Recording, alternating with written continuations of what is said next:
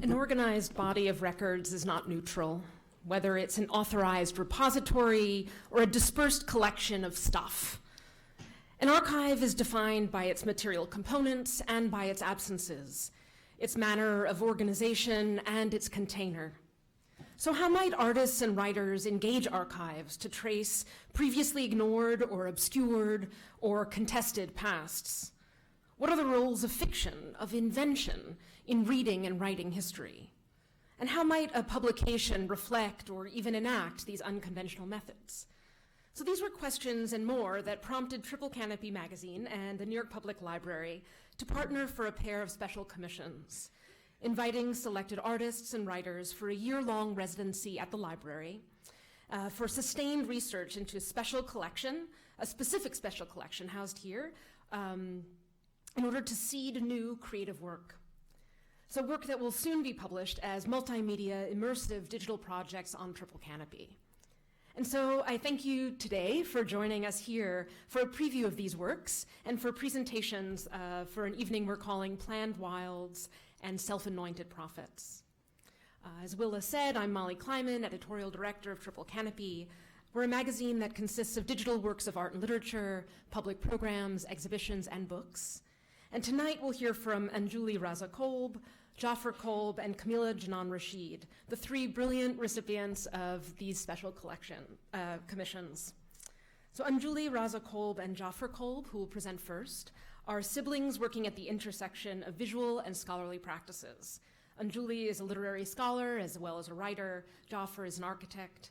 And for this commission, they're tracing a social and architectural history of the Central Park Ramble, from its conception by the gardener Anton Pilot as a planned wild within the very rational Central Park, to its role during the darkest days of the AIDS crisis, when the Ramble acted as a space for community and solidarity, refuge and love.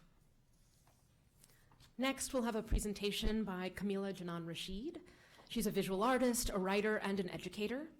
And for her project, she's been exploring the sermons, song lyrics, proselytizing materials, photographs, and FBI investigation files of the Moorish Science Temple of America. In doing so, she asks how and why self-anointed Black prophets created and sustained unconventional post-slavery communities in the United States.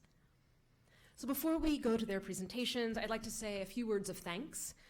These residencies and commissions were made possible by so many people. So first, I'd really like to thank our partners, the New York Public Library, Ben Vershbow, Shayna Kimball, Melanie LeKay, Willa Armstrong, who introduced the evening, and the many outstanding research librarians at the NYPL's main branch here, as well as the Schoenberg Center for Research in Black Culture, where Kameelah spent a lot of her time researching. I'd also like to thank Triple Canopy's board of directors, our publishers circle, and in particular Roger Mooney and Donald Steele for the ongoing support of this project. So back to tonight, just to give you a sense of how the evening will progress. The Kolbs and then Kameelah will each present for around 20 minutes, and they'll offer a glimpse both into their research methods and the process of developing these projects, as well as a hint as to how the projects will eventually be published as multimedia artist projects on Triple Canopy's website. And then following their presentations, I'll return and I'll join them for a conversation about how these unorthodox approaches to reading and writing histories might foreground narratives and populations that have previously been marginalized, and help us to insist on considering and caring for them in the present and in the future. So thank you.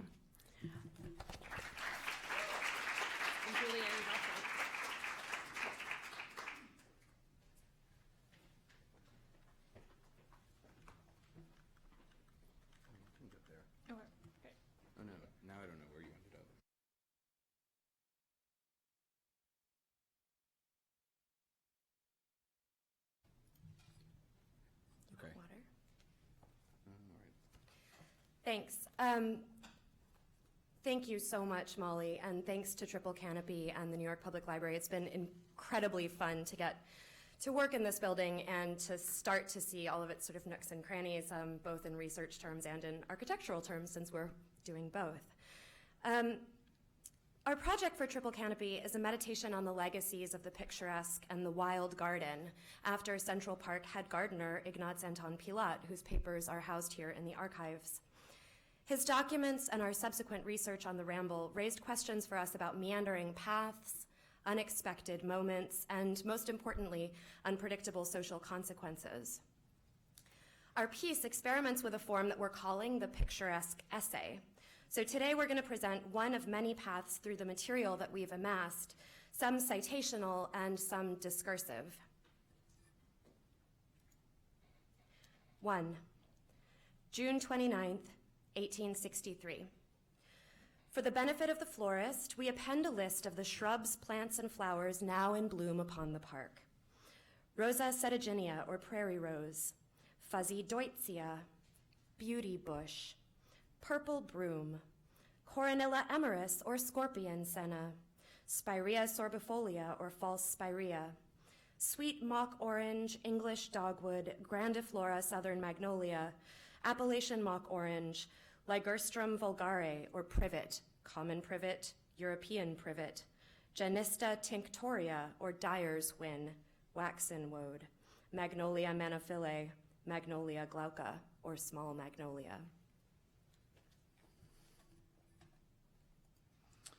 All right, 2. There were 264 people living in Seneca Village, a settlement of roughly 2/3 African-American families and 1/3 European immigrants, mostly Irish, when New York City requisitioned the land for Central Park in 1853. Police with bludgeons cleared out those who had not heeded eviction notices in the fall of 1857. Half of the homes in the village were owned by their inhabitants. It was New York City's only settlement of African-American property owners in the 19th century. Let us recall that property ownership was, if nothing else, an avenue towards rights defensible before the law, including the right to vote, which was predicated for African-American men on 3 years residency in the state and the possession of at least $250 in land. In Seneca Village, there were 3 churches, 5 cemeteries, and a school. There was a midwife, there were hospitals, working farms, other communities scattered throughout the 850 acres. We recite these facts like a catechism as we run the loop. 3 churches, 1 school, 5 cemeteries, 1 midwife. The village is believed to have taken its name either from the displaced Seneca tribe or from the mispronunciation of Senegal. The land that would become Central Park was also home to just under 1,400 other people at that time. Their exile was the precondition for a splendid park for splendid people. It was also the precondition of another kind of inhabiting, the peripatetic intimacies of what we now know as the Ramble. That's me next. 3. Calvert Vaux, from a report on Fort Greene in 1867, quote, "The general treatment which will be likely to give those who request the grounds during the day the greatest enjoyment must be of a somewhat rural character, but it is undesirable with reference to public morals and the general police of the city that grounds laid out in this way should be left open after dark, or that they should be used for the assemblage of public meetings, the display of fireworks, or for other incidental purposes which bring together large crowds."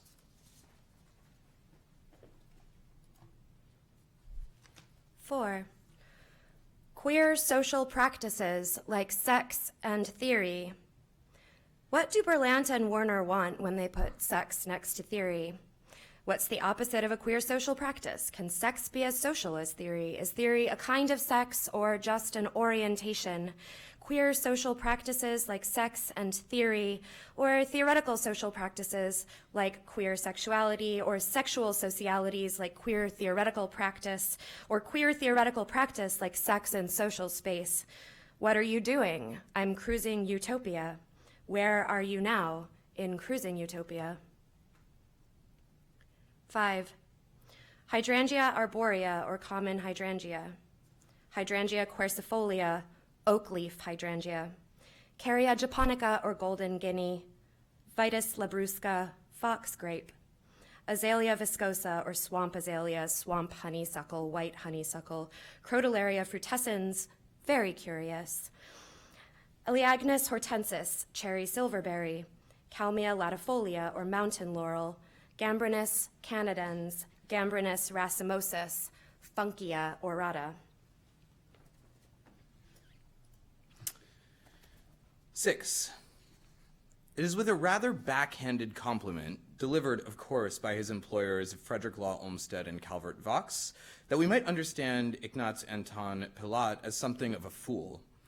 In a letter sent on July 26th, Olmsted and Vaux thanked Pilat for taking over for 2 years as the lead architect of Central Park as they pursued individual interests.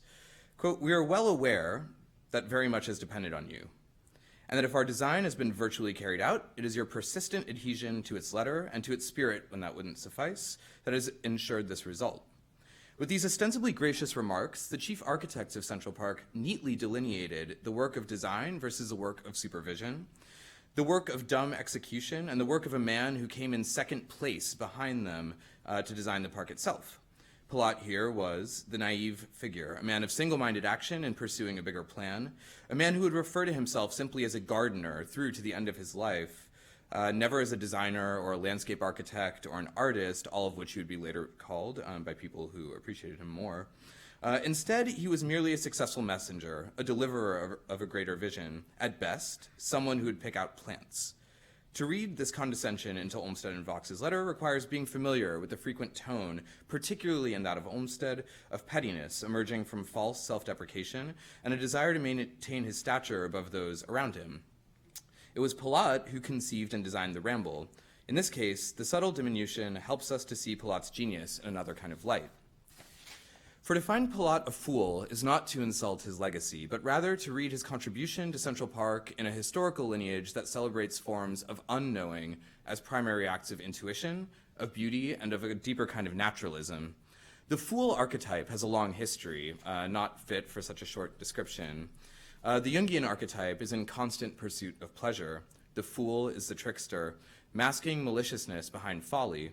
In tarot, the fool is the only unnumbered card. It is placeless and more concerned with movement and temporality than location and spatiality. The fool celebrates unlearned wisdom over read knowledge, has an unbridled tongue that is capable of surprising truths, and lives in the ideal rather than the real. The fool is a medieval gesture and a picaresque journeyman. He appears as an optimist in Candide, a messenger in the Greek god Hermes, a simpleton in Simplicius Simplicissimus, a lunatic in Don Quixote, a sage in Shakespeare, and a seer in Erasmus's Stultitia. A picture of the fool emerges in curious alignment with what we might also describe as a certain kind of queerness.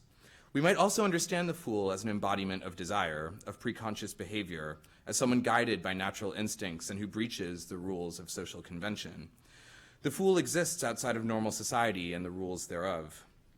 The fool is shameless and forever succumbs to his desires. He lacks learning and the corruptions of worldly knowledge, leaving an openness into whom the spirit of God could most easily enter. In Shakespeare, in the Midsummer Night's Dream, his name was literally Bottom. The fool is not explicitly immoral, but more non-moral, both omniscient and vacuous, an entertainer who exposes social hypocrisy by acting alienated and amused by it. Fools are pretty queer. Touchstones of gay culture and literature play up the gay fool. The narrative seems quite logical. Gay culture, particularly in the 19th and 20th century, is so often about knowing a system of codes, of signs, of handkerchiefs, and of looks. We can all think of some story of the young ingenue, protagonists from the pens of Hollinghurst and Vidal, Forrester, Musil, and even Melville, who enters into the scene full of mock shock and secret desire in order to quickly enter the sociosexual rotation. The gay fool's innocence is his attraction, and older counterparts quickly take on the staleness of knowing. The queer fool navigates calibrated landscapes that recall the careful orchestration of the garden, driven by desires often described as carnal. Barbara Swain, author of Fools and Follies from 1932, wrote that there's a certain picturesqueness about the parade or the display of the fool. In this descriptive term, we understand that the fool has a special access to man's nature or the nature in man, something elemental, deep-rooted, preconscious, or primal. The picturesque has its own fools. William Combe satirized the picturesque author William Gilpin in the late 18th century through the idiot Dr. Syntax, who you see pictured behind me, and Uvedale Price, who stood at the center of the picturesque debates also at the same time concurrently, was also an English macaroni, a queer fellow mostly in drag and who wore outlandish wigs. The picturesque sets us up to understand its subjects, to understand how their interactions, as determined by the landscape, themselves constitute subcultures. That queerness intersects with the picturesque through the fool has a direct logic. The suspension of knowledge in favor of the phenomenal, the subject driven by precognizant desire and willing to accept the effects of the garden. Pilat's interest in the wilderness awakens another kind of queerness in the fool. The pleasure of the wilds is inherently more dangerous, darker, and more ominous than the manicured garden. It's not the same kind of pleasure as a stroll through the lawn. You don't wear white in the wilds. That Pilat made his career on wilding rational lines of military landscapes is another way of describing an irrationalizing process. We call this the lines wilding. It is also a dominant motif in the descent into gayness that's corrupted so many good and rational men, as we've been told. The fool, of course, represents its own kind of danger. The realm of unknowing is as liberating as it is irresponsible. Foolishness, like queerness, like wilderness and wildness, is exciting in part because of its unpredictability.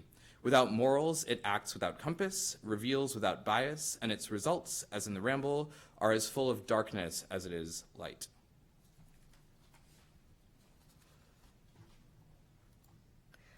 Seven, Maggie Nelson, The Argonauts. Homonormativity seems to me a natural consequence of the decriminalization of homosexuality. Once something is no longer illicit, punishable, pathologized, or used as a lawful basis for raw discrimination or acts of violence, that phenomenon will no longer be able to represent or deliver on subversion, the subcultural, the underground, the fringe in the same way. That's why nihilist pervs like painter Francis Bacon have gone so far as to say that they wish that the death penalty was still the punishment for homosexuality, or why outlaw fetishists like Bruce Benderson seek homosexual adventures in countries like Romania, where one can still be imprisoned for merely hitting on someone of the same sex. Quote, I still see homosexuality as a narrative of urban adventure, a chance to cross not only sex barriers, but class and age barriers, while breaking a few laws in the process, and all for the sake of pleasure. If not, I might as well be straight. 8. Yucca filamentosa, Hemerocallis fulva or daylily, Rubuso donata, Dicentua pulchella, Achillea millifolia rubra or common yarrow, green-leafed hound's tongue, beard-lip penstemon, purple foxglove, Andromeda racemosa or swamp sweetbells, Andromeda floribunda or mountain fetterbush, Andromeda caliculata or leatherleaf, Lysimachia numularia or moneywort, creeping jenny. This is the northwest corner of Central Park, designed by Pilat. In it, we see a move away from the kind of militarized, rational landscaping that you see on the street in favor of blurry borders and plantings to more passively guide movement, which was a common technique for him.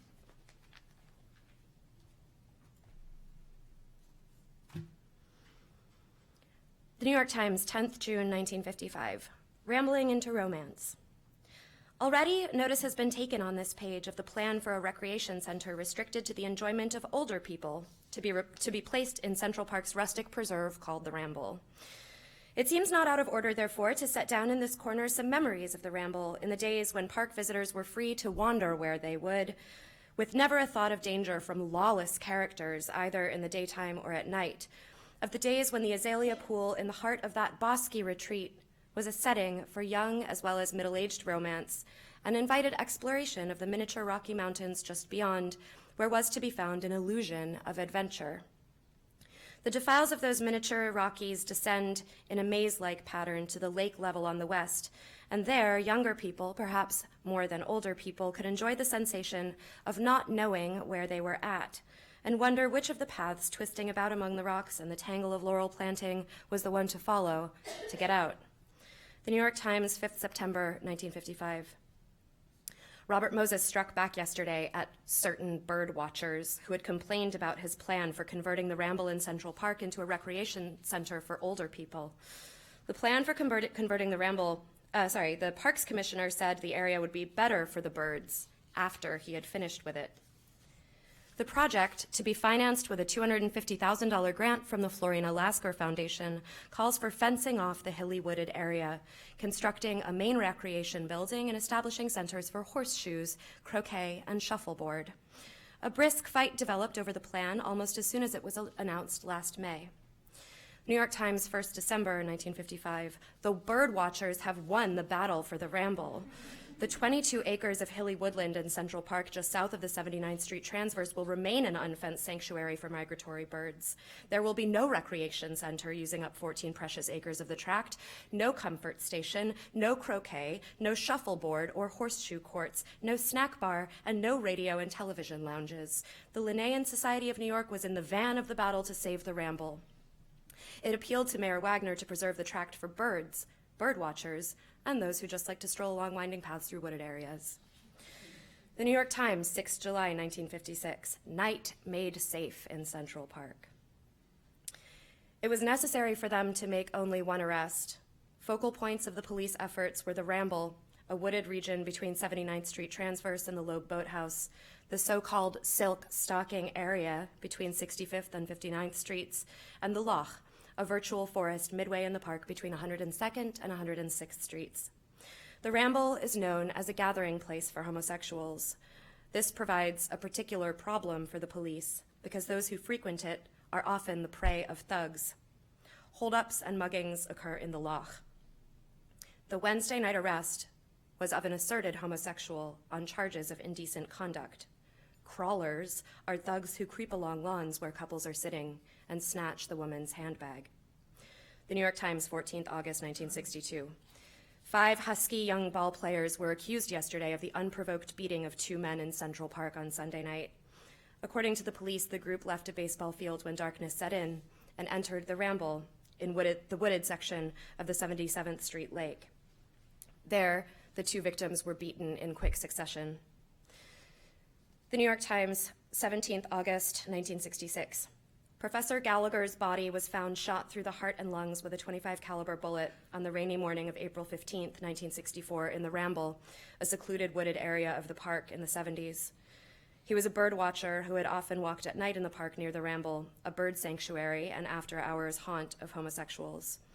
The police found his wedding ring, small change, a wristwatch, and car keys. The New York Times, 30th July 1967.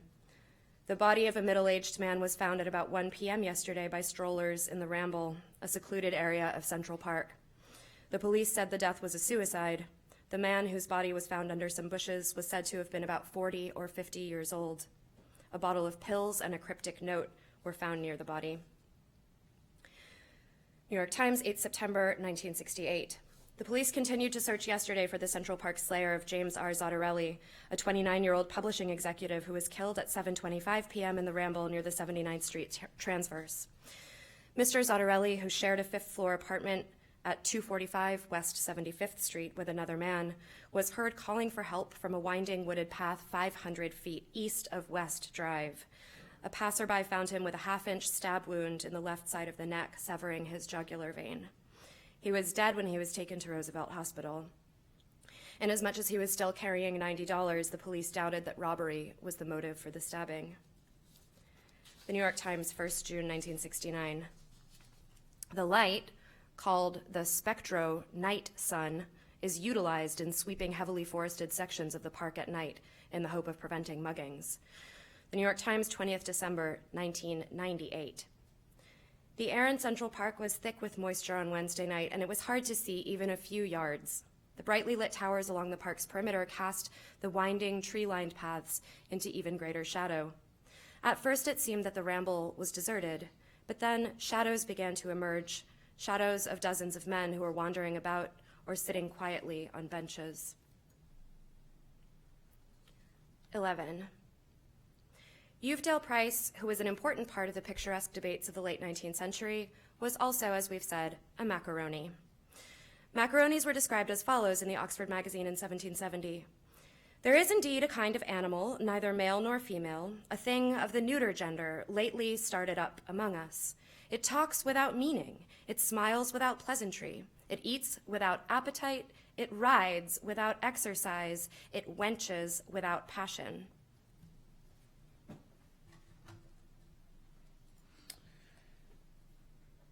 12. This is from the Gay Guides to New York City, published in 1949 by Soissons Nerf. We now move towards the third and greatest area, Central Park. Between Rockefeller Center and the park, the most popular route lies along Fifth Avenue. There are actually but two main areas, and some minor ones, between West 79th Street and East 59th Street. The lower of the two main areas is in the vicinity of a body of water called the Pond, and is popularly known by the ill-conceived name of Vaseline Alley. This forms a figure 9. The heaviest concentration is found between the bridge and a junction of 5 paths, 100-odd yards beyond. But just beyond the bridge, we find steps down to a walk along the pond, which is often heavily populated. Vaseline Alley has the advantage of being the scene of activity all year round, which is true of a few other outdoor places. If instead of turning downward to the left, we continue along the western side of the East Drive, we are on our way to the second major area in the park, the forest, consisting of small winding paths with a severe grade, amidst heavy foliage, rocks, and sheer drops. Being both so far inland and so full of dangerous terrain, this area is popular only in good weather. 13. This list is not, of course, quite complete, as in one afternoon stroll it would be impossible to gather the names of everything now in blossom. Those who wish to see the above flowers must visit the Ramble speedily, for in 2 weeks the scene will be changed and another list of flowers take their place. Thank you.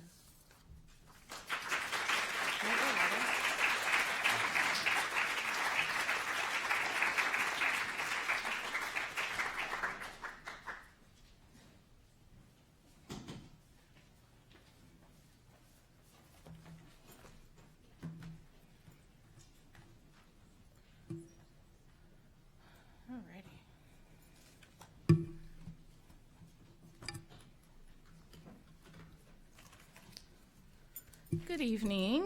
Thank you so much for coming out, and thank you to the library and Triple Canopy. I think it's going to be an interesting presentation, and I hope you find it interesting as well. For people who are here for the first iteration of this, this is sort of a continuation of a lot of the conversations I've been having about the Moorish Science Temple of America, but at a more metacognitive level, what the archive is and what I've sort of discovered about the archive and why it's of interest to me.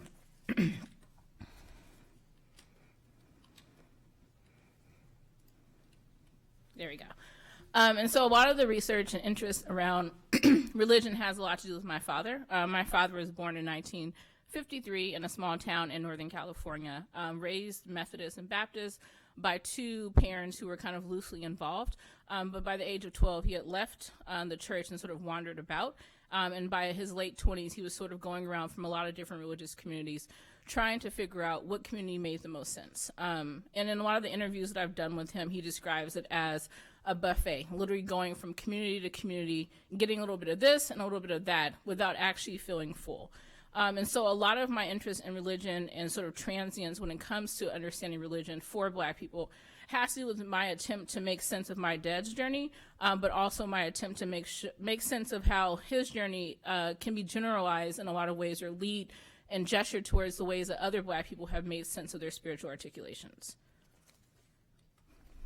And so because of my father, he sort of provided a lens or a certain type of discernment for the way that I sort of observe my environment and make sense of the things that I encounter.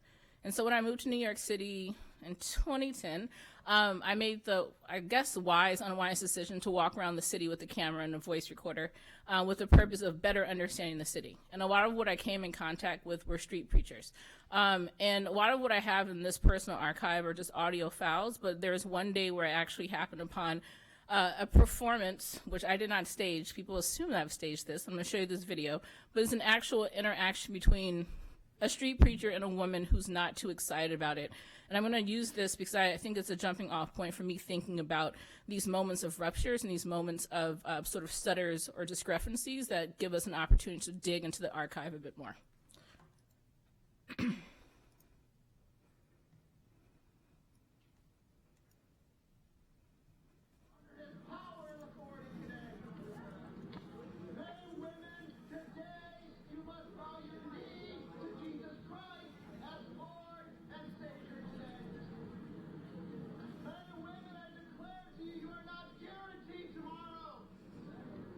Today is the day of salvation.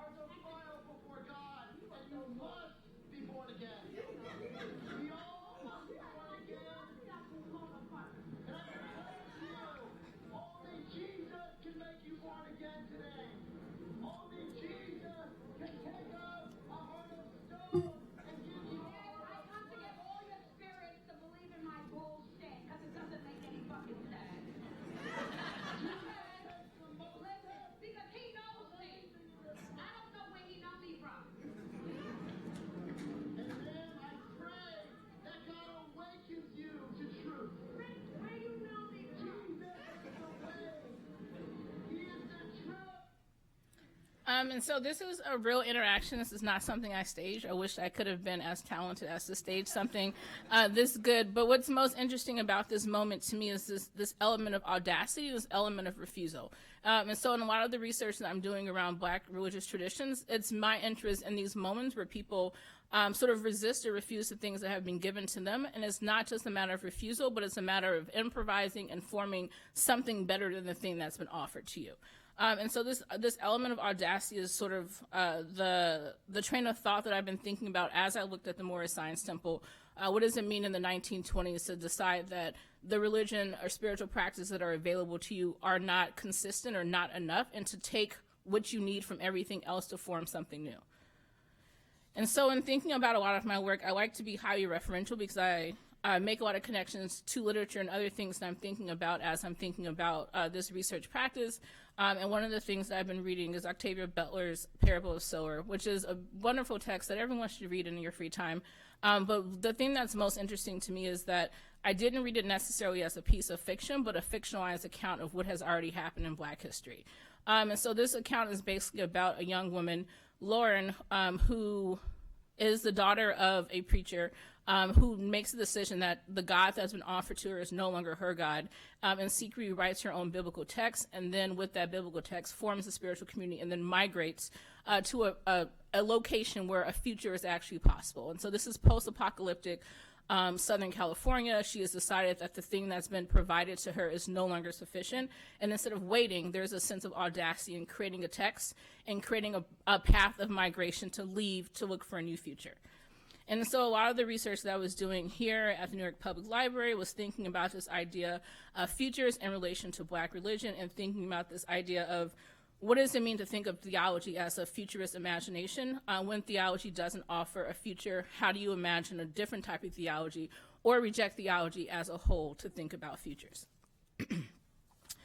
I don't know how many people watch Good Times. But it's a show, Black television sitcom from the 1970s, and there is one episode, and this is from 1974, where one of the kids paints an image of a Black Jesus, and the family gets upset, and there's this whole long conversation around why there's a Black Jesus in the house. And the conversation is really interesting to me because it's this moment where people, again, are thinking about what this white Jesus can offer, this Black Jesus cannot offer, and again, negotiating what it means to go down particular religious paths. But I also think it disrupts this idea that after slavery, Black people sort of floated without much resistance into Christian communities, didn't actually float anywhere else. And so I'm really interested in disrupting this immaculate narrative that people went from slavery to Christian communities to present day, and sort of thinking about those moments where things didn't go in the comfortable narrative arc that we most predict. And so Arya Dean is a writer from Los Angeles who wrote this essay about meme culture. And I've looked at her essay and sort of applied it to my understanding of legibility and my understanding of what happens when we ask for things to be legible, and what happens when we allow things to not be legible, and sort of the potentiality of thinking about things that are hardened into a mass, and things that are allowed to be dispersed, things that are allowed to not have a collective being, things that are allowed to expand and contract at will, and thinking about that and how we understand spiritual and religious histories. Which takes me to Harriet Mullen, who's a poet that I really love, who talks a lot about the ethics of reading, this idea that speed readers skim through the white space of this galaxy and sort of efface nuance and get rid of the things that are important to pay attention and slow down. And this idea that in doing this research, a lot of this was about where do I slow down? Where do I have an ethics of reading that really pays attention to nuance? And so one of the first texts, and there are obviously a lot of other texts that do this work, but one of the first texts that I started looking at as far as understanding Black spiritual traditions was this book called Black Gods, the Metropolis, written in the 1940s, based around a man who wanted to think about Black religious traditions outside of the Christian church. He went into a bunch of fringe communities, at this time what he was calling cults. And one of the communities that he looked at was the Moorish Science Temple of America. He looked at the Nation of Islam and a bunch of other communities. But why this book I think is important is because, again, it disrupts this narrative that things are going as planned and provides sort of an entry point to think about histories that don't follow this neat pathway. And the last reference I'll make before we actually look at some stuff is Susan Howe, who's a scholar of Emily Dickinson, who's a poet that I really appreciate. And she talks about this idea that the stutter is in the plot. So those moments in history where things just don't make sense, where smooth things don't happen, where there are glitches, those being the points where we stop and look and thinking about this research process as a matter of me looking at the stutters in Black religious traditional histories and sort of unfolding and elaborating and pulling at the seams of Black religious traditions to figure out those spaces. So I chose to think about the Moorish Science Temple because I grew up in a household of Sunni Muslims, but we attended a mosque where we actually spent a lot of time thinking about other religious traditions, not our own. And I actually heard about the Moorish Science Temple of America and Noble Drew Ali when I was 15 in a class that my dad actually forced me to go to. And I was amazed because basically this person who was standing in front of me was talking about a religion that sort of rose during the Great Migration to America, where there was a man who was Black, who looked like my uncle, who said that he indeed was a prophet. And everything that I had understood as a young person was that there's a seal in the prophethood, that Muhammad was the last prophet, no one came after him, and there is this person standing in front of me saying, actually, not really. This guy came out in 1913. He indeed is a prophet. And so at 15, there was something that I understood to be wrong about that, but I was very much enticed by this idea that someone else could come after, that someone else would sort of break the seal, that there was a moment of rupture. And so Noble Drew Ali, there's not a lot of consistent history around who he is, and this is sort of the issue with looking at archives, figuring out who he is, where he was born, what he was doing. But for most part, people have been able to agree that he was a man who started the Moorish Science Temple of America around ideas that for Black people to uplift themselves, they had to start thinking about themselves in another context. They weren't Black people, they weren't Negroes, they weren't Ethiopians, but they were Moors. They had a particular heritage that was rooted in understanding nationality and rooted in a regal nature that had been removed from them and had been taken away from their understanding of history. And this is interesting because this is the point in history of the Great Migration where there are millions, 6 million Black people traveling from the South to the North for the purpose of finding new homes, and a lot of uplift organizations that were tasked with supporting people and finding a new sense of self actually weren't filling in a lot of these holes. And so a lot of religious communities like the Moorish Science Temple, later the Nation of Islam, and a lot of other organizations provided a sense of comfort and community that wasn't provided by existing institutions and organizations.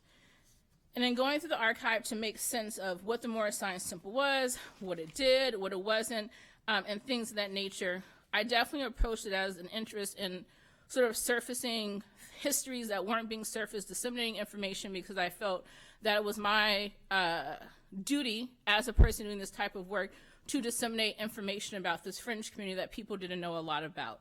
And as sort of time went on, I started to think about the history of the archive and thinking about the ways that we've bestowed so much benevolence on the archive as a thing that does positive things without thinking about the history of what we consider the archive now being steeped in a very colonial and imperial motivation. So this idea that institutions and states created archives for the purposes of collecting information because there was a clear understanding of the relationship between knowledge production and power, and that by collecting information, by producing information, by disseminating specific types of information, that also functioned as a role in maintaining and consolidating power.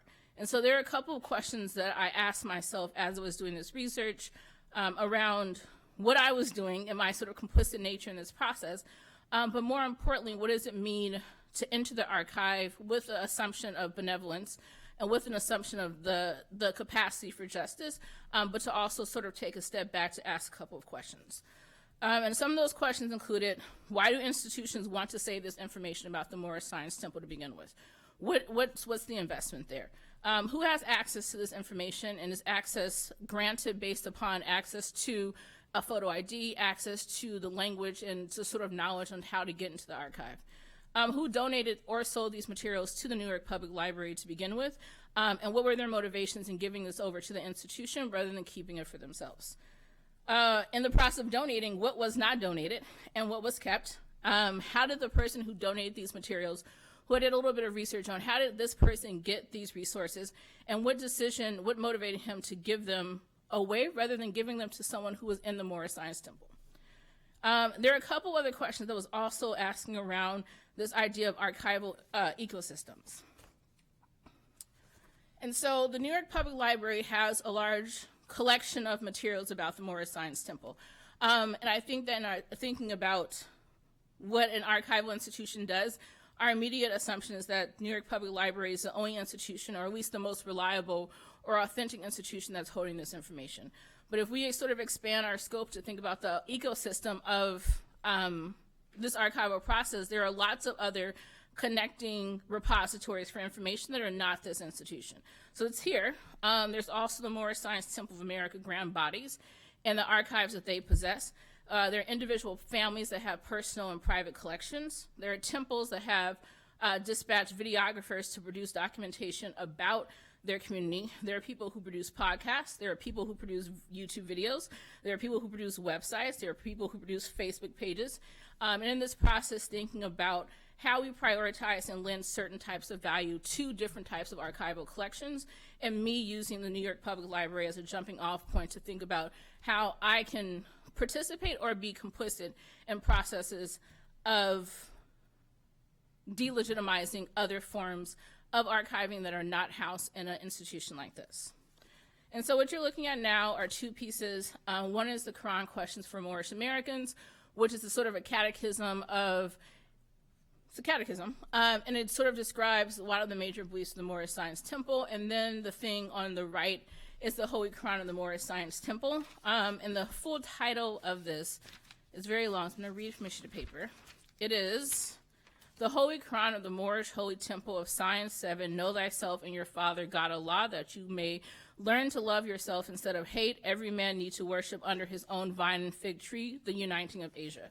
And so this is the entire title of this text. And I think there's something particularly interesting about the investment of the Moorish Science Temple in producing printed matter about themselves, which I'll talk about a little bit later. So the Moorish Science Temple, as I mentioned before, was invested in getting people to make sense of themselves, black people to make sense of themselves, not as black people, but as Moors. So you'll notice that I'll change my language a bit from here, where I won't be referring to these people as black, because that's not how they refer to themselves, but referring to them as Moors. And as part of joining the Moorish Science Temple of America, everyone was issued a nationality card, and this nationality card professed honor for all the prophets, everyone that they knew and everyone they didn't know. It was a card that said that you were a citizen of the USA, but you were also a Moorish American, that you have this regal history that is linked to something beyond slavery. The Moorish Science Temple grew quite quickly. Several temples were set up by the 1930s by Noble Drew Ali himself, as well as other people who were involved.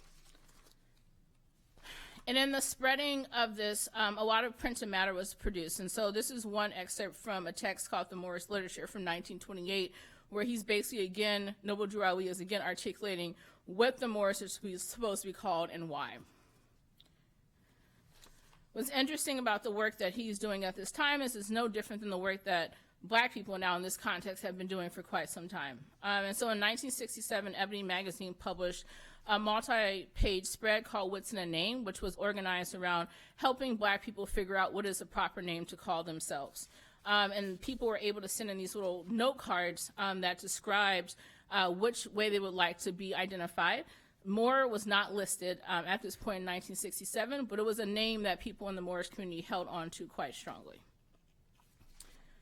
And a lot of my own personal work outside this project, thinking about these ideas of who's black and what's black and why many religious organizations at this time were thinking about renaming as a political and spiritual gesture, and sort of cataloging all the names that black people have acquired and given themselves over time. And each of these names sort of provide a portal to understanding histories that people were gesturing to and the futures that people were aspiring to. And so while the Moorish Science Temple definitely held on to the importance of being referred to as Moors, later FBI files show that they were in the minority in the sense that people didn't actually recognize their self-determination and self-representation in this way. And so this is an excerpt from a 1931 FBI file where this person, Bay, is being interviewed, and the agent responds, he stated that he is not a Negro, but a descendant of the Moors. Agent redacted advises that Bay has all of the appearance and characteristics of a full-blooded Negro. So at this point in history, it's very clear, as I'm going through the files, that there was a concern around how the Moorish Science Temple was perceiving itself and how people were perceiving the Moorish Science Temple. At this point in history, because of the Great Migration, because of so many people moving to the north, some people taking advantage of people by creating fake institutions that would extort money, Moorish Science Temple sort of got lumped into that category, and many of the members who joined were very exuberant and were very loud and boisterous about their joining. And so in 1928, Noble Drew Ali issued a divine warning, and this divine warning was basically to tell people in the Moorish community to stop shouting about the fact that you were in the Moorish community. And he basically made a very clear statement around what I would consider a certain element of respectability politics, to say that you're not supposed to have contention and conflict with people around you. Don't flash your card to white people. Don't be out in the streets being loud and drunk. Be quiet, be respectful, don't cause conflict. And in a lot of ways, the ways that the Moorish Science Temple has been written about in like Chicago Reader and Chicago Defender, and several other publications at this time, there is an assumption that Noble Drew Ali and the Moorish Science Temple were sort of like a ragtag of people who didn't really have intentionality around what they were producing and what they're doing. And so I'm going to spend the last few minutes of this presentation sort of positioning an argument that I feel like Noble Drew Ali was highly intentional and highly intelligent about sort of the steps that he took around self-representation and inserting himself in the discursive landscape so that he and his organization could produce printed matter about themselves, and so they could present and protect and create an archive that existed outside of institutions. So at the same time that they're getting a lot of conflict and backlash from police officers and the Chicago Defender, Noble Drew Ali launches something called the Moorish Guide newspaper. And this was the newspaper that was designed to explicitly speak about the Moorish Science Temple of America community, and explicitly designed to act as a counter or corrective voice. And in this undated editorial, and I'm just going to read a short excerpt of it, it just says, basically, the Moorish Guide feels that the greatest weapon in the hands of our group today in America is our press. The truth will never be told about a disadvantaged minority by the general press of any country, whether that minority be racial, political, or religious. Unless we express ourselves through papers of our own truth about us, will never be told. Many of our accomplishments, many of the beautiful things, many of the hopeful things and the events which mark the progress of our group will go unrecorded were not for the papers of our own. Our papers and our only hope for shoveling ourselves out from under the avalanche of lies that are annually let loose upon us. A strong free press is the best possible safeguard of liberties and general promotion and defense of the interests of strong free people. This paper starts in 1928. Noble Drew Ali dies shortly thereafter, and there's sort of a gap in the archive. There are papers from the 1940s, a few from the early 1930s, but otherwise there isn't a strong collection of materials, at least in the collection here, which sort of forced me to think about where else in the ecosystem of this archive can I get more information about the ways the Moorish Science Temple was acting in a way to protect, preserve, and create their own archive about their experiences because of their anxiety around what might happen if they don't speak for themselves. So during the whole process of doing this research with Triple Canopy and New York Public Libraries, I got a grant from Magnum Foundation to go and photograph the Moorish Science Temple for a grant around exploring religious communities. And so that meant that I spent a lot of time with the Moorish Science Temple in Memphis and spent a little time in Philadelphia at a bunch of different events, and began to learn a lot and sort of listen to what I was hearing and going back and forth between the things I was reading and the things that I was hearing. And one of the things that I learned about was a group called Ali's Men. And Ali's Men is an organization that's basically designed to produce corrective literature about the Moorish Science Temple. It's a group of researchers, lecturers, who basically write as many books, PDFs, articles as possible and attempt to get them into publications. But in the case of Ali's Men, they just created their own publishing house. And so what's been very interesting about this is that in a lot of ways, the ways that the Moorish Science Temple has been dismissed as an organization without intentionality, there seems to be a clear line, if not anything else, of understanding the importance of self-archiving and the importance of self-representation. And so the book Prophet Noble Drew Ali, Savior of Humanity, which is this book here by A. Hopkins Bay. He is the Grand Sheikh at Temple 11 in Philadelphia, and I've met him a couple of times. And he wrote this book, and then what's interesting about this book, I think, is there are a lot of pieces of archival matter that I could not find in NYPL and could not find anywhere else. And so thinking about a larger scope of the archival ecosystem, thinking about what exists outside of official and more established institutions like this, and what are people holding and hiding and keeping to themselves and publishing on their own terms. In addition to Ali's men, there is a wide community of people in the Moorish community who have taken to the internet and the digital space as a way to self-archive. So if you were to go to YouTube and search Moorish Science Temple of America, you'll find hundreds of thousands of videos. And these videos range in things that are informational, just discussing what the Moorish Science Temple is and what a Moor is. They also are sometimes tapings of meetings. Sometimes they are tapings of parades and public events.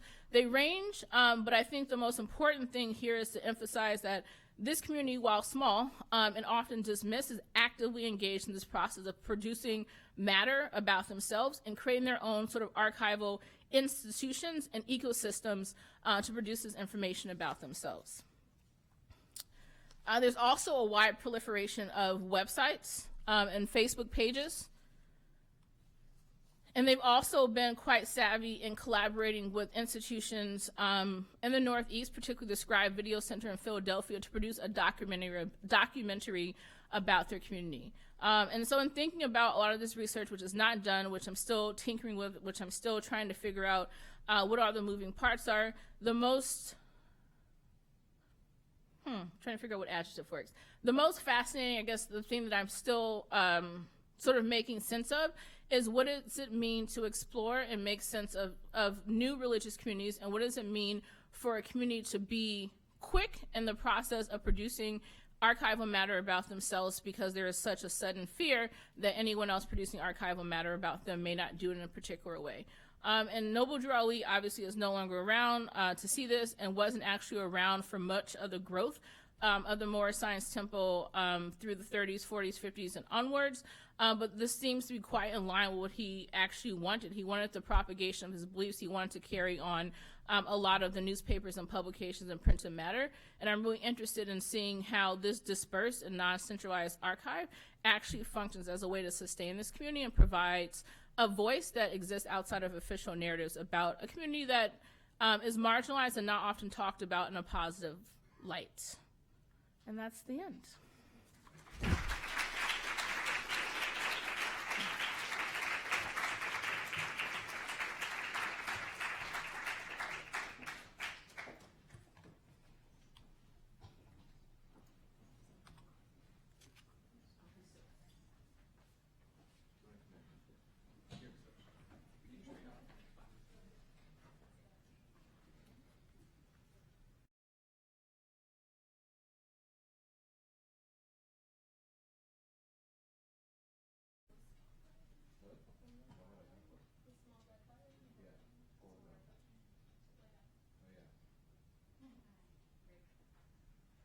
Hello? Oh, great. Thank you. Thank you both again. I think I want to start off picking up on Kameelah's last point about the sense of urgency to self-archive, to self-protect. And in conversations with both of you about the Development Bureau project, you described how once you were sifting through the sort of official records of the library's connections, you each described this encounter of conspicuous or intriguing absences in these official records, and how you started to think through why certain objects or materials might be hidden from view, whether that's because they were destroyed due to their status as like historically unreliable materials, or the ephemerality of the material that they were actually made of, or perhaps they were not respectable or heretical or even incriminating. So it's interesting. I want to pick up maybe on the term too that Kameelah mentioned from Susan Howe of like the stutter in the material, where you see this sort of emptiness that brings attention to itself. So I'll direct this more specifically to each of you. I'm curious, as you were looking at these absences and seeking out other sources for material to fill the official record, how did your role as artists and as writers, as an architect, rather than coming at this as like officially as scholars, perhaps influence the way in which you went about your search? And so more specifically, first maybe Anjuli and Jaffer, you had described, for example, that you could find a lot about Olmsted, who was, a great self-mythologizer, or a lot of meeting notes from the Gay Alliance archive describing what took place in the literal official record of their meetings, but that some of the other evidence of cruising or material evidence of activities in the Ramble couldn't be discovered. So perhaps you could start there. Sure. There's so much to say in response to this question. I think first, one of the things that was totally apparent and actually just like perfectly legible in terms of its absences was Pilat's humility. Like, it's Pilat's papers that we spent the most time with. And his collection is sort of really movingly impersonal. It's a set of clippings from printed materials that say nice things about the plants that he planted in the park.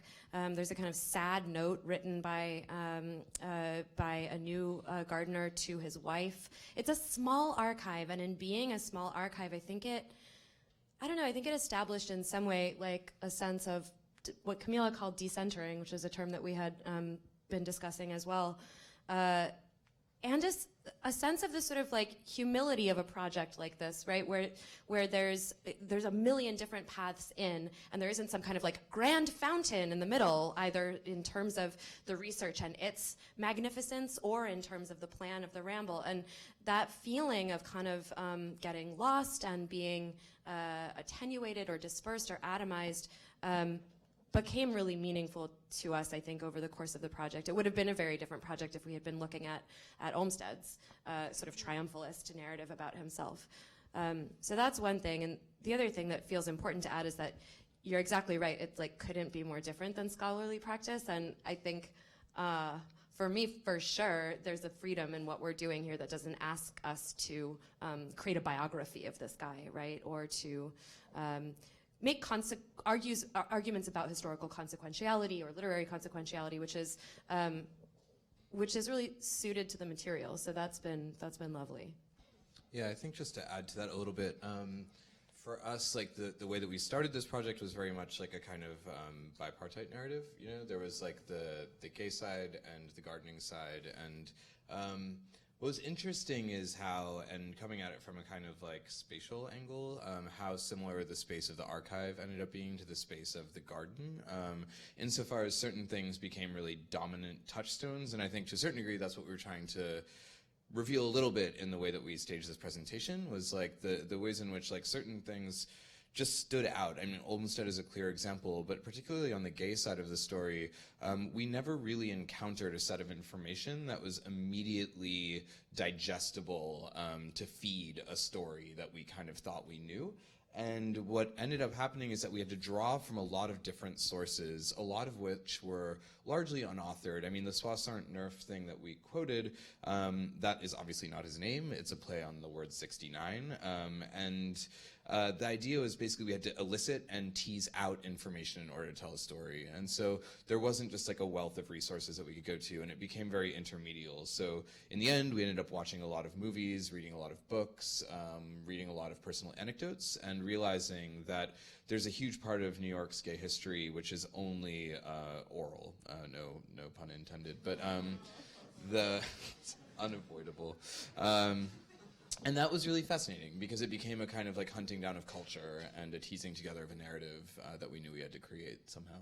Yeah. And for Kameelah, when you discuss a similar sort of decentering or dispersal of materials, you located a lot of those additional materials in various like religious institutions or people's homes, and various places of worship. And I'm curious about how you negotiated your role as artist, as investigator, as researcher, with the concurrent roles of people within these various communities attempting to self-document, self-represent, autobiography, create autobiographies, and how, I know this is a process you're still undergoing, so maybe if you could speak a little bit to that tension.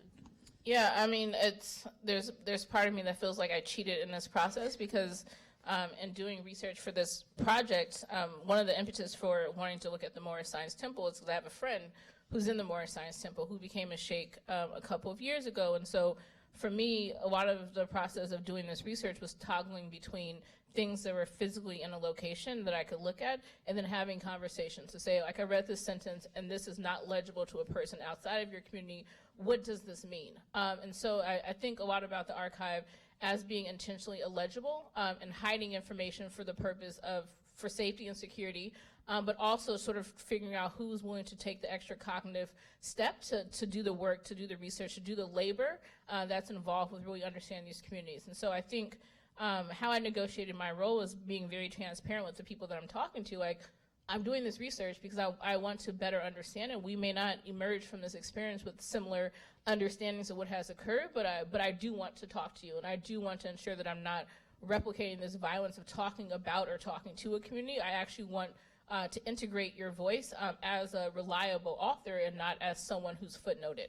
And then looking at a lot of the resources of people who are talking about the Moorish Science Temple, there was an assumption around not needing to talk to them. So there are some, in Black Gods in the Metropolis, there were some conversations with actual adherents, but there's also just an absence of conversations with people who go through this daily experience, and even doing this other work around photographing this community, people ask me questions like, how can you trust that they will be reliable accountants of their life? And I'm like, I don't understand your question. Like, because they're there. And thinking about how we make sense of history and what types of narratives and what types of sources are validated and which ones are not. And the ones that are often not validated are the ones of marginalized communities talking about themselves. And so what does it mean that people can't talk about themselves, and that the only things worth listening to are people talking about these people without actually being immersed in the community? And so I wanted in this process to make sure that I wasn't doing that. As a person who's Muslim, as a person who has actually experienced people talking about me and talking at me with me in the room, and analyzing and theorizing about my life with me sitting next to them. And so that there's an anxiety that I have about having experienced that, not wanting to do that to other people, but understanding that there's a role for compassionate rigor in the way that we do research, and research doesn't have to be a strict clinical distancing that sort of effaces the importance of human relationships and the ways that you engage with research processes. Do you feel that your approach, both coming to people to interview them as, being able to introduce yourself as an artist, being able to enact this sort of compassionate rigor as you ask people about their practices and the history of this religion, do you feel that that has allowed you some leeway in terms of how you're received, or how forthcoming someone might be to speak with you, and even share some materials that they've just purposefully kept hidden as well, as a sort of a survival mechanism? Yeah, I think honesty is important. You should be honest with people, and I feel like oftentimes when researchers approach about communities that aren't well known, there's like this idea that you have to like sneak in and like get all this secret information and like do an expose, and I've never understood that compulsion. And I think there's something to be said about engaging with a community authentically and saying, you are a community that may be interested in having more exposure. How do you want this exposure to be framed? And this is not to say you get to tell me what gets said, but you get to tell me what my parameters are as far as talking to you. And I think, as I said in the presentation, they've also done an amazingly excellent job of documenting themselves and collaborating with institutions to say, here are some archives and here are some materials that I have in my personal private collection. You may use them for this documentary. You may not touch them, you may not have them, but you may use them, and I may use this platform to spread and disseminate my message. And so I think there's a very strategic way that they are moving in the world, and I think there's a very strategic way that I'm engaging with them. And I think it's a constant conversation of how we're going to engage with each other in an ethical way, but how I also have to honor that they've been doing this for like 100 years of negotiating their relationship with the outside world and being very smart about how they protect their histories and what things they let out to people who've actually done the work to be engaged in an authentic way. This recalls to Jaffer what you were saying before about the role of a fictional film or a short story as a way to sort of fill in gaps in the official record. Did you find that your interest in looking into like fictional representations of gay cruising during certain periods, was that did that serve a similar purpose maybe to find other spaces where people were self-authoring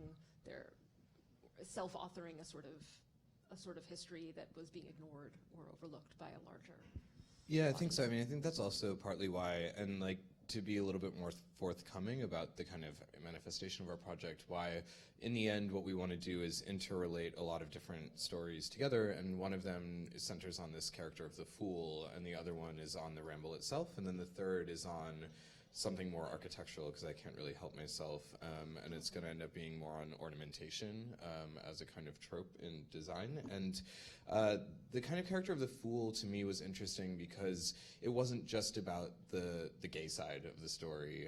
It was also about the landscape side as well, and understanding that we could get as much, if not more, information from this character, Dr. Syntax, which again just was this late 18th century parody, quixotic parody of William Gilpin, who was a kind of theorist of the picturesque.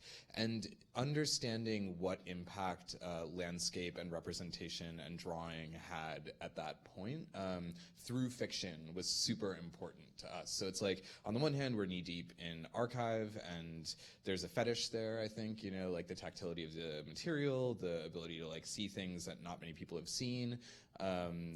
There's like a seduction to that, but in order to really understand the full story, for me at least, it felt really important to get our heads around like fictional interpretations of what was happening at the time. And I think that like, yeah, I mean, I'm sort of dodging your question, and Anjuli will probably be more rigorous in responding to it, but I think for us, like all of like watching these movies, and I got really into like shitty B literature, like kind of pulp fiction from the 40s through 60s, all about like gay cruising.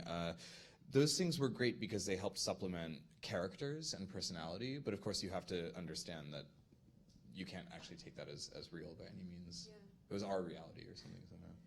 And maybe just because I know that we don't have that much time left, I think my final question will sort of steer us more towards how to help people imagine how this research process might take form in the projects that you're developing for the magazine.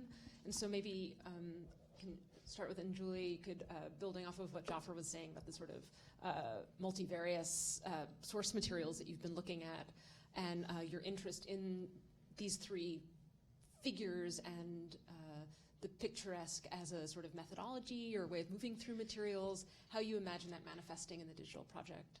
Sure. One of the, maybe in a, I don't know, Kameelah, I want to hear more about what you have to say about this, but it strikes me that in a way, in contrast to the material that you're working with, there's no fantasy of authenticity. In other words, like the fictional is already the kind of bottom in these, again, can't avoid it. So self-presentation is already about this kind of like fantasy and drag and fictionality. And so to kind of like roll up an answer to the question that you previously asked, there's a certain, I don't know, there's a wonderful freedom, right, that comes from dealing with material and with characters that are sort of hyper self-fictionalizing already as a practice, as a picturesque practice. And what that wound up doing for us in terms of thinking about the structure of the project was that we wanted to do something, and Will, I think, is in the room somewhere, gave us the amazing idea of calling it Rambler, an app like Grindr, where you could sort of click through the elements of, or it's not Tinder because there's not swiping. We'll see how this winds up, how we wind up being able to like manifest this in the in digital space. But our idea was that there's a kind of non-hierarchical relationship between the elements in the piece. And so what you heard tonight was not an order that will stick. It was a path that one might take through a series of sort of decisions that you're faced with as a reader of the essay. And so I think we counted that there were 43 of these different elements, and today we did I thought they were 33. 13. Well, we had some more things have happened as usual. The archive never ceases. Yeah, well, the picturesque never ceases either.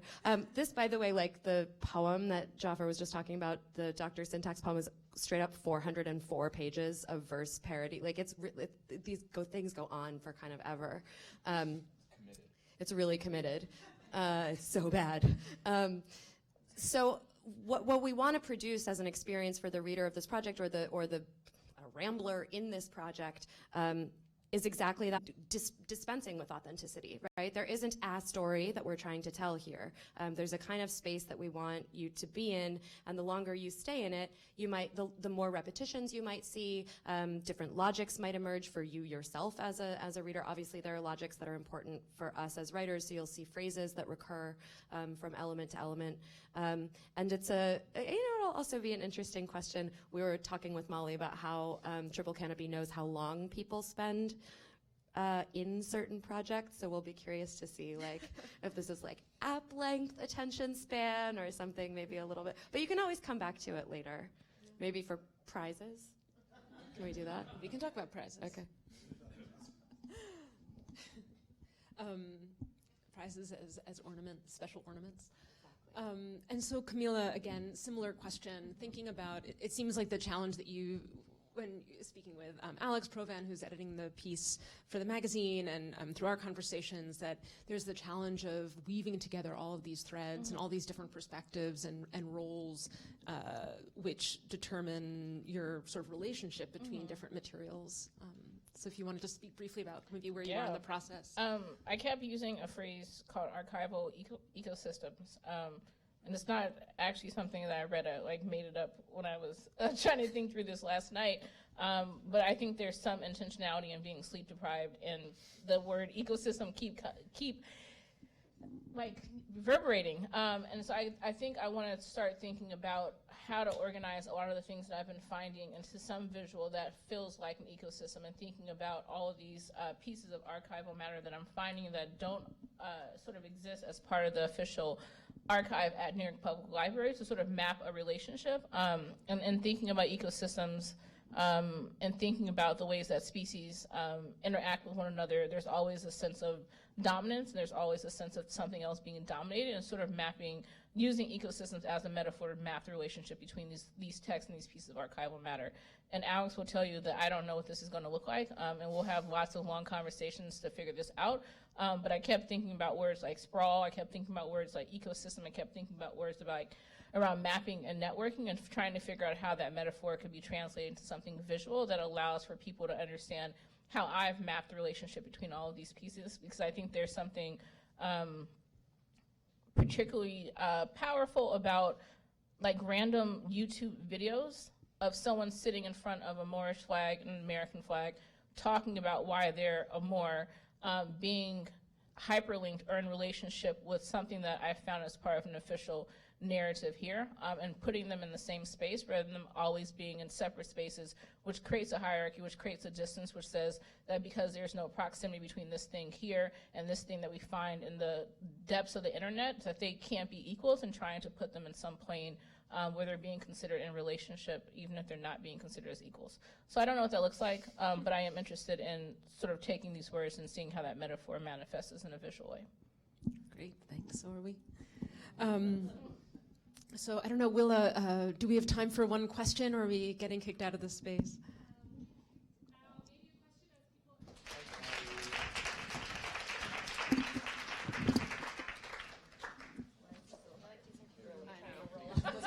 You have to keep pushing it, and it keeps not wanting to turn off. No, it's really annoying.